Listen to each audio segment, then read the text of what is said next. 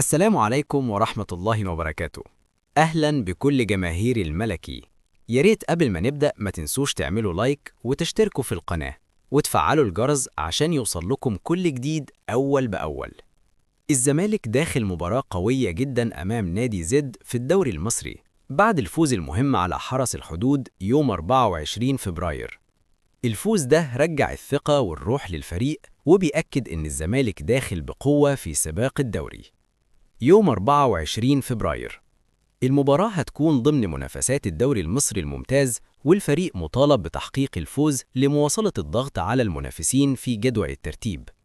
القناة الناقلة تنقل المباراة عبر شبكة قنوات On Time Sports، الناقل الحصري لمباريات الدوري المصري.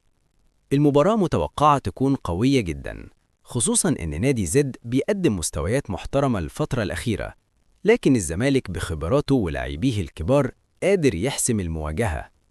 تتوقعوا النتيجة كام؟ اكتبوا توقعاتكم في التعليقات، وأفضل توقع هنعمل له تثبيت. ما تنسوش اللايك والاشتراك، ونشوفكم في فيديو جديد. سلام.